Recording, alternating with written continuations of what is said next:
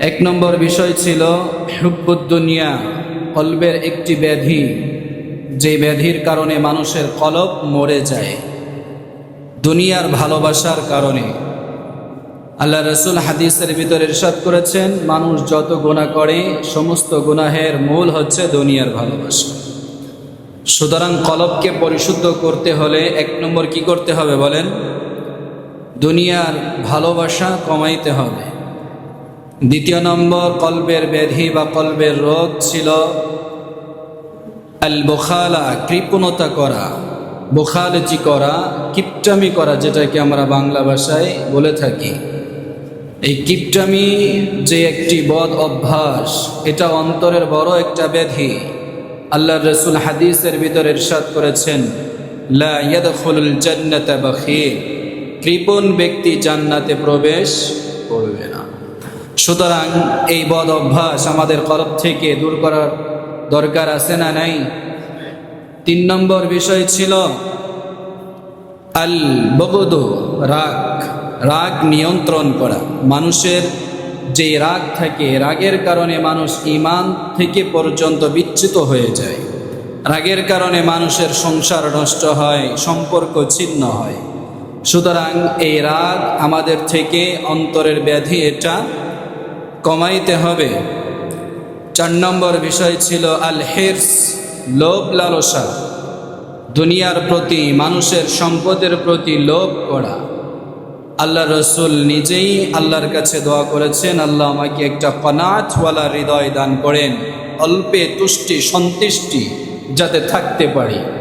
এজন্য আমাকে আপনাকে আল্লাহ তাআলা যতটুকুন রিজিক দিয়েছেন অতটুকের উপরেই সন্তুষ্ট থাকতে হবে, এমন একটা শুকরগুজার, এমন একটা কনাতওয়ালা হৃদয় আল্লাহর কাছ থেকে চেয়ে নিতে হবে। সুতরাং কলবের যে একটি ব্যাধি রয়েছে লোভ করা, এই লোভ আমাদের কলব থেকে বের করতে হবে। অন্যের কোনো জিনিসের প্রতি আকাঙ্ক্ষা করা যাবে না, লোভ করা যাবে না। আল্লাহ আমাকে যতটুকুন দিয়েছে এতটুকুনের প্রতি সন্তুষ্ট, আলহামদুলিল্লাহ। চার নম্বর বিষয় গেল। পাঁচ নম্বর বিষয় ছিল আর রিয়া, লৌকিকতা, মানুষ দেখানো মনোভাব পোষণ করা, যেটাকে হাদিসের ভাষায় শিরকে সগীর বলা হয়েছে, ছোট শিরিক, যেটা মানুষের আমল ঈমান সব কিছুকেই আস্তে আস্তে ধ্বংস করে দেয়। সুতরাং এই রিয়া, লৌকিকতা, এই যে কলবের একটা বড় ব্যাধি, এটাও আমাদের অন্তর থেকে দূর করতে হবে। আমরা ছোট হোক অল্প হোক, যতটুকুন ইবাদত করব, যতটুকুন ভালো কাজ করব, কোন মানুষকে সন্তুষ্টি করার উদ্দেশ্যে নয়, বরং একমাত্র কাকে সন্তুষ্টি করার উদ্দেশ্যে? আরো জোরে বলেন, কাকে? আল্লাহকে হাসিল করার জন্য, আল্লাহকে সন্তুষ্টি করার জন্য আমরা যত কাজ করি, যত ইবাদত করি, একমাত্র আল্লাহর জন্য করব। রাজি আছি তো ইনশাআল্লাহ? লোক দেখানো এই ধরনের লৌকিকতা আমাদের কলব থেকে বের করব। রাজি আছি তো ইনশাআল্লাহ? ছয় নম্বর বিষয় গত জুমায় আলোচনা হয়েছে আল হাসাদ, হিংসা। মানুষের প্রতি কি করা বলেন? হিংসা করা। আমি গত জুমায় বলেছি, হিংসা করা মানে হচ্ছে আল্লাহর প্রতি অভিযোগ করা। হিংসা করার মানে কি বলেন? আল্লাহর প্রতি অভিযোগ করা। সুতরাং আমরা বান্দা হয়ে কি আল্লাহর প্রতি অভিযোগ করতে পারি? এটা আমাদের সাথে যায়। সুতরাং এই হিংসা করা যাবে? কি বলেছিলাম? যে হিংসা করে তারই আস্তে আস্তে পতন হয়, যার উপরে হিংসা করা হয় তার আস্তে আস্তে উন্নতি হয়। সুতরাং নিজেদের পতন নিজেরাই ডেকে আনবো না হিংসা করে। এই হিংসা আমাদের কলব থেকে বের করতে হবে। হাদিসের ভিতরে বলা হয়েছে, আগুন যেমনিভাবে তার লাকড়িকে খেয়ে ধূলিসাৎ করে ফেলে, হিংসা তেমনিভাবে নেক আমলকে পুড়িয়ে ছাই করে ফেলে। সুতরাং হিংসা করা যাবে না। প্রিয় ভাইয়েরা, এই 6টি বিষয় নিয়ে ধারাবাহিক আলোচনা আমরা করেছি, শুনেছি। আজকে সর্বশেষ যে বিষয়টা নিয়ে আলোচনা হবে সেটি হলো আল কিবির, অহংকার। আল কিবির, অহংকার। দেখেন হাদিসের ভিতরে অহংকার এটাকে বলা হয়েছে উম্মুল আমরাজ, তথা সমস্ত গুনাহের মূল, সমস্ত গুনাহের কারণ বলা হয়েছে অহংকার। মানুষ যত ধরনের গুনাহ করে দেখবেন, এর পিছনে যদি আপনি কারণ খুঁজেন দেখবেন তার পিছনে অহংকার আছে। মানুষ গীবতের মতো মারাত্মক গুনাহ করে কেন? তার কারণ তার ভিতরে অহংকার আছে। নিজের ভিতরে যদি অহংকার না থাকে তাহলে অপরের গীবত করতে পারে। গীবত করা মানে কি বলেন? অপরের দোষ চর্চা করা, ঠিক কিনা বলেন? নিজের দোষেরই তো অভাব নাই, অপরের দোষ চর্চা করার সময় কোথায়, ঠিক কিনা বলেন? সুতরাং প্রিয় ভাইয়েরা, এই গীবতের মতো মারাত্মক গুনাহ করে কলবের ভিতরে অহংকার থাকার কারণে, গত জুমায় বলেছি হিংসা, এটাও অহংকারেরই ফলাফল। অহংকার থেকে মানুষের কলবের ভিতরে হিংসা আসে। এভাবে আমি আপনি যদি খুঁজি প্রত্যেকটা গুনাহের মূল কারণ দেখতে পারবো অহংকার। সুতরাং এই অহংকার সম্পর্কে আজকে আমি আপনাদের খেদমতে কিছু আলোচনা পেশ করব। আল্লাহ তাআলা তৌফিক দান করেন আমাকে আপনাকে সব আমলের নিয়তে শ্রবণ করার তৌফিক দান করেন, সকলে বলেন আমিন। প্রিয় ভাইরা আমার, আসুন আমরা সর্বপ্রথম জানি অহংকার কাকে বলা হয়। অহংকার কাকে বলা হয়? অহংকার কাকে বলা হয় এটা আল্লাহর নবী সাল্লাল্লাহু আলাইহি ওয়াসাল্লাম হাদিসের ভিতরেই বলে দিয়েছেন পরিচয়। রাসূল কারীম সাল্লাল্লাহু আলাইহি ওয়াসাল্লাম হাদিসের ভিতরে ইরশাদ করলেন, লা ইয়াদখুলুল জান্নাতা মান কানা ফি কলবিহি মিসকালু যাররাতিন মিনাল কিবর। আল্লাহর হাবিব সাল্লাল্লাহু আলাইহি ওয়াসাল্লাম ইরশাদ করেন, ওই বান্দা বান্দি আল্লাহর দেওয়া জান্নাতে প্রবেশ করতে পারবে না যেই বান্দা বান্দির কলবের ভিতরে অনুপরিমাণ কিবির থাকবে, অহংকার থাকবে। যার কলবের ভিতরে অনুপরিমাণ যাররা পরিমাণ কিবির অহংকার থাকবে, সে কোথায় প্রবেশ করবে না বলেন? জান্নাতে প্রবেশ করতে পারবে না। আমার ভাইয়েরা, যাররা পরিমাণ অনুপরিমাণ কাকে বলা হয়? তাফসীরের কিতাবের ভিতরে এসেছে, শীতের মৌসুমে সকালবেলায় টিনের ঘরে ছোট্ট ছিদ্র দিয়ে যেই আলোর রশ্মি প্রবেশ করে, ওই রশ্মির দিকে তাকাইলে ছোট্ট ছোট্ট যে বালুকণা দেখা যায়, ওই ছোট্ট ছোট্ট বালুকণাকে বলা হয়েছে যাররা যাররা।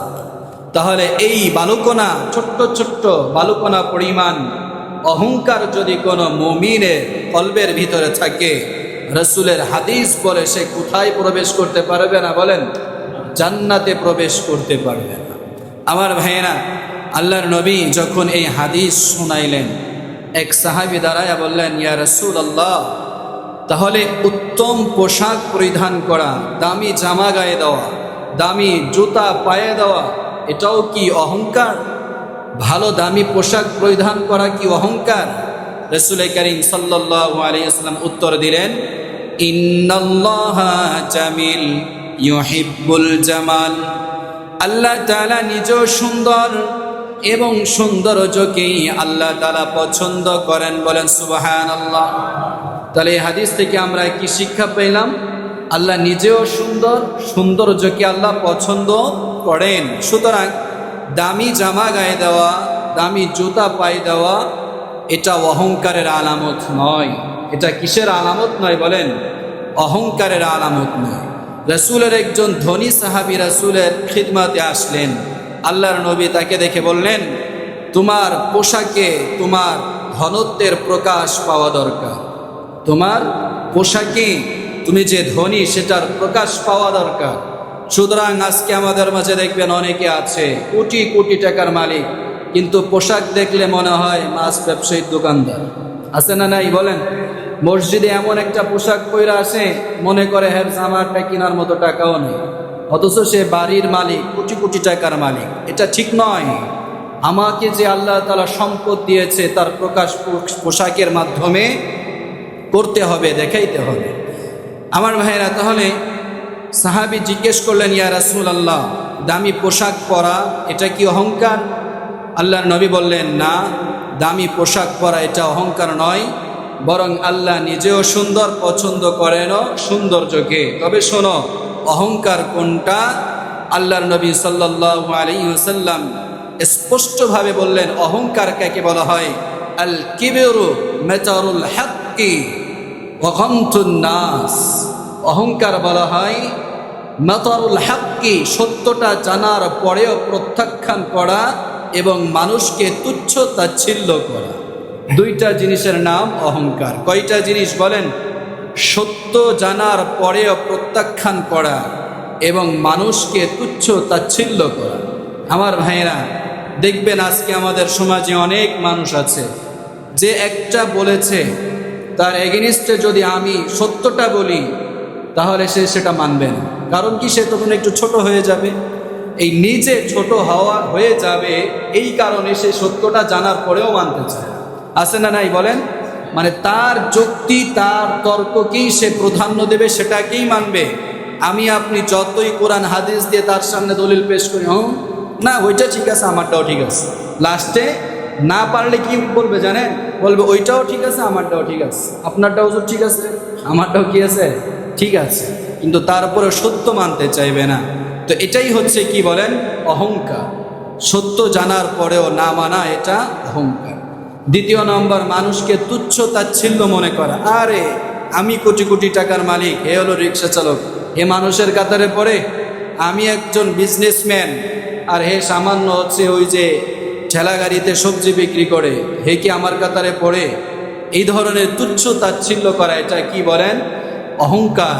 এক কথায় বলা যায়, নিজের থেকে মানুষকে ছোট মনে করার নামই কি বলেন? অহংকার। প্রিয় ভাইয়েরা আমার, তাহলে অহংকার কাকে বলে আমরা পরিচয় শুনলাম।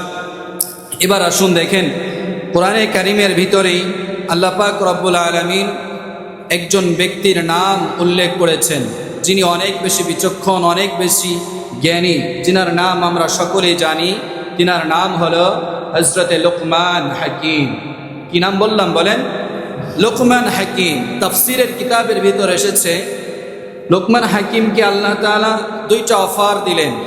বললেন, লোকমান, তোমাকে আমি দুইটা সুযোগ দিয়েছি, তার ভিতরে একটা হলো, তুমি যদি চাও নবুয়ত অর্জন করবা, তোমাকে আমি নবুয়তও দিতে পারি। আবার তুমি যদি চাও তুমি অনেক বেশি জ্ঞানের অধিকারী হবা, আমি তোমাকে অনেক বেশি জ্ঞানও দিতে পারি। বলো তুমি কোনটাকে পছন্দ করো? লোকমান হাকিম বলেন, আল্লাহ, নবুয়ত তো অনেক মানুষকে আপনি দিয়েছেন, দিবেন, আমাকে আপনি জ্ঞানটাই দান করেন। বলেন সুবহানাল্লাহ। আমার ভাইয়েরা, আল্লাহ তাআলা লোকমান হাকিমকে এমন জ্ঞান দিয়েছেন, এমন বিচক্ষণতা তার ভিতরে দিয়েছেন, যে লোকমান হাকিমের নামে আল্লাহ তাআলা কোরআনে কারিমের ভিতরে একটি সূরা নাজিল করেছেন। বলেন সুবহানাল্লাহ। কত জ্ঞানের অধিকারী হইলে আল্লাহ তাআলা তার ব্যাপারে কোরআনের ভিতরে সূরা নাজিল করতে পারেন। ওই লোকমান হাকিম তিনার ছেলেকে নসিহত করেছেন, ওসিহত করেছেন। 10টি নসিহত করেছেন। 10টি বলার সময় তো হবে না, বিষয় আমার ওইটাও না, যেটা আমার বিষয় সেটা নিয়েই শুধু বলি। যে নসিহতগুলো লোকমান হাকিম করেছেন, তার ভিতরে একটা অন্যতম নসিহত ছিল, লোকমান হাকিম তিনার ছেলেকে নসিহত করেছেন। আল্লাহর কাছে এত বেশি পছন্দ হয়েছে যে আল্লাহ তাআলা কিয়ামত অবধি আমাদের জন্য সেটাকে কোরআনের ভিতরে রেকর্ড করে দিয়েছেন। বলেন সুবহানাল্লাহ। সেই নসিহতটা কি? আল্লাহ তাআলা বলেন, লোকমান হাকিম তেনার ছেলেকে নসিহত করলো, ওয়ালা তুসাইর খাদ্দাকা লিন্নাস ওয়ালা তামশি ফিল আরদি মারাহা ইন্নাল্লাহা লা ইউহিব্বু কুল্লা মুখতালিন ফখুর। আল্লাহ তাআলা এই আয়াতের ভিতরে ইরশাদ করেন, লোকমান হাকিম তিনার ছেলেকে নসিহত করলেন, ওয়ালা তুসাইর খাদ্দাকা লিন্নাস, হে পুত্র, ছেলে আমার, মানুষের সাথে কখনো তুমি অহংকার দাম্ভিকতা দেখিয়ে কথা বলবে না। মানুষের সাথে কখনো অহংকার দেখাবে না, দাম্ভিকতা দেখাবে না। ওয়ালা তামশি ফিল আরদি মারাহা, এবং আল্লাহর জমিনে চলার সময় কখনো দাম্ভিকতার সাথে চলবে না। জমিনে চলার সময় অহংকারের বশীভূত হয়ে চলবে না। জমিনে হাঁটার সময় নিজেকে অহংকার প্রকাশ পায়, এভাবে চলবে না, এভাবে হাঁটবে না।